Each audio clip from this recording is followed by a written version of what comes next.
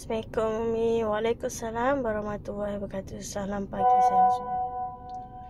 Umi doakan saya ya. Umi tenang-tenang sebab walaupun hati saya susah keadaan mak saya. Saya ingat apa Umi kata. Baca Yasin selalu sayang. Baca Yasin selalu merendahkan diri. Baca Yasin dengan keadaan orang kata istiqamah. Dalam keadaan sabar. Baca je Yasin. Baca sebanyak-banyak mungkin. Biar keluarga kita tu terlepas daripada kedugaan-dugaan yang berat-berat semua. Macam tu.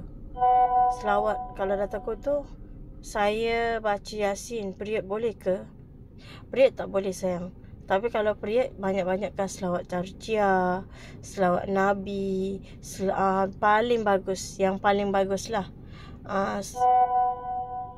Zikir selawat, zikir solat taubat. Zikir solat taubat banyak-banyak.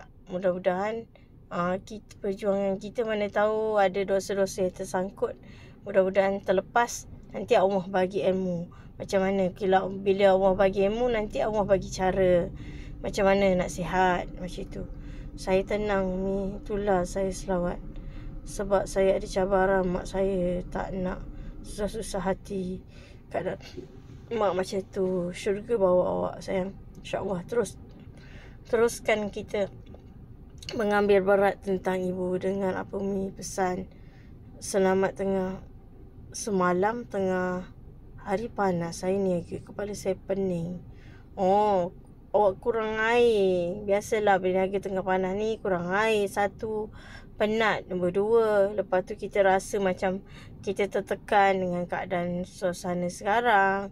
Ekonomi macam mana. Lepas tu kita mikir mak kita lagi. Itu yang menyebabkan kita sakit kepala. Dan menyebabkan kita rasa tak puas hati macam tu. Saya cuti nak rehat insyaAllah. Tipulah kan. Setiap orang tak ada dugaan. Dengan keadaan tahun 2025 ni, semua gaji tak naik. Kecing-kecing tak ada. Perbelanjaan makin tebal. Lepas tu harga-harga barang pun semakin meningkat tinggi. Tipulah. Semua orang tak ada masalah kan. Ada yang Allah tolong. Mudah-mudahan Alhamdulillah. Masya Allah. Tabarakallah. Ada yang Allah memberi dugaan. Macam itulah. Tapi satu je. Yang mendatangkan masalah kepada kita kadang-kadang ada 3, 4, 5, 6 sebab. Satu, iaitu makanan. Jagalah makanan kita sentiasa dalam keadaan halal. Pastikan jajan-jajan yang kita beli, makan makanan wearer ke apa-apa, halal. Masuk dalam sistem badan kita halal, berkat. Barulah badan kita sihat. Lepas tu nombor 2, iaitu kita punya lidah. Lidah kita kita kena jaga lidah kita. Sebab lidah menyebabkan kita sakit. Lidah menyebabkan kita berdosa. Lidah menyebabkan kita terseksa. Lidah menyebabkan kita dibantai di akhirat nanti. Lepas tu kita kena jaga yang nombor 3, iaitu kesabaran kita, kemarahan kita. Kalau kita rasa kita tak boleh nak sabar dengan dugaan Allah Subhanahu Wa Taala, kadang-kadang kita akan memikir, fikir. Kita tak boleh terima qada dan keadaan Allah. Kita tak boleh terima mak kita sakit. Kita tak boleh terima keadaan suami kita macam ni, keadaan susah. Kita tak boleh terima dalam keadaan kita hidup dalam keadaan tekan. Jadi kita tak ada sabar. Jika kita tak ada sabar, dia akan datangkan sakit. Dia akan datang penyakit lah. Dia datang sakit jantung. Biasa sabar dia bukan sakit jantung Sabar bukan sakit jantung. Sekejap. Ya Allah izinkan. Kalau kita tidak sabar kita akan bersahabat. Kita akan bersahabat dengan syaitan. Bila syaitan datang masuk ke dalam badan kita sebab kita tidak sabar, kita betak. Kau, aku betul. Engkau gini, aku gini. Kita bentak. Bermakna kita bersahabat dengan syaitan. Syaitan kalau dah datang, dia dah masuk nombor 4. Dia dah sarung dah nombor 4. Dia dah sarung nombor 4 ni bermaksud kalau dah ada syaitan dalam badan kita, bermakna kita akan sakit. Syaitan tak pernah datangkan benda yang nikmat. Dia tak pernah bagi kita nikmat dalam dunia ni. Kalau dia bagi kita nikmat pun ada sebab. Ada udang dia sebalik batu, ada udang di sebalik gua. Dia bagi nikmat. Ya, aku bagi dia kaya. Dia dapat cabutan bertuah. Bagi dia kaya, biar dia lupa sembahyang, biar dia lupa taubat, biar dia sombong, biar dia riak, biar dia terkabur. Jangan ingat kita senang, kita kaya, kita bahagia tau. Sebenarnya kadang-kadang kita senang, kita bahagia, kita senang, mewah, kaya, kita tak bahagia. Kebanyakan orang-orang yang kaya-kaya pun banyak yang tak bahagia. Sebab apa? Nanti kalau dah ada syaitan, mesti dia sakit dekat sini. Dia sakit dekat bawah ni. Sebab yang ada syaitan, biasanya dia akan sakit sini. Dia akan sakit sini. Sebab syaitan suka bersarang kat situ. Iaitu kat situ ada sistem pengepam. Yang mengepam jantung kita. Mengepam. Dekat situ adalah macam segala-gala mustahak lah. Kalau situ dah ditekan, nanti kita tak boleh nak menapas. Daripada situlah dia pegang. Dia ramai-ramai, dia bergayut kat situ. Dia dah bergayut kat situ, dia masuk pula dalam saluran-saluran darah kita. Menjadikan tak cukup saluran darah kita, dia dah beranak. Dia beranak pinak, dia main macam apa, Legoland tu. Dia pusing-pusing dekat saluran darah kita. Dia suka-suka. Dia masuk dalam saluran darah. Lepas tu tak cukup lagi syaitan tu. Dia dah kita kebetulan Allah bagi rezeki pregnant lah.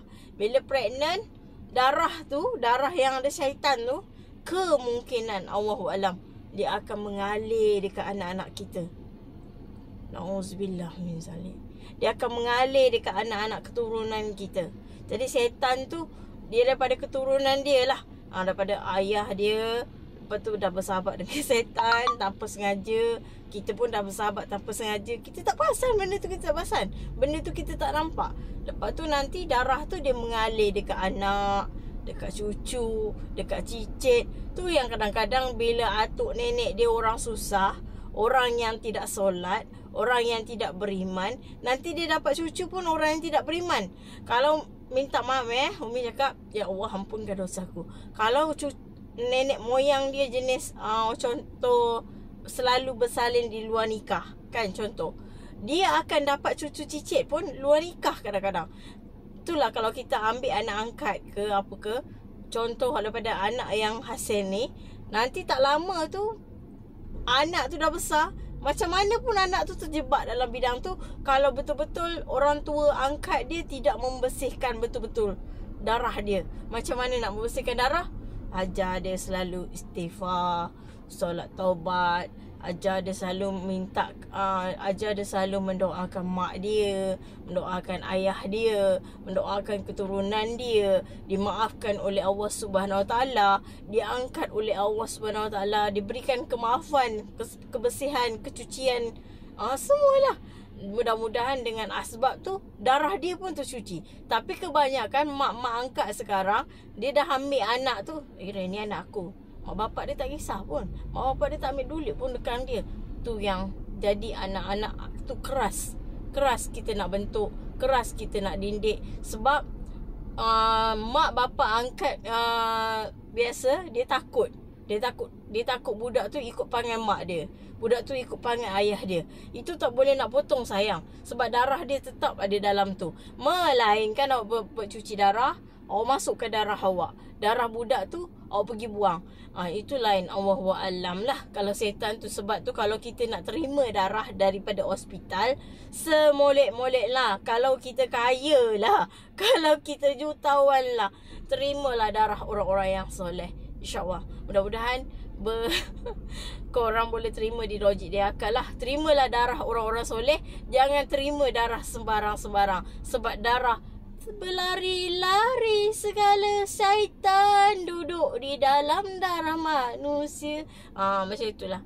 Masya Allah, tabarakallah. Okey lah, Mi minta maaf kalau boleh dengar. Tak nak dengar dah lah. Aku cuma suka nak bebek. Engkau tanya aku jawab lah. Bye-bye. Assalamualaikum warahmatullahi wabarakatuh.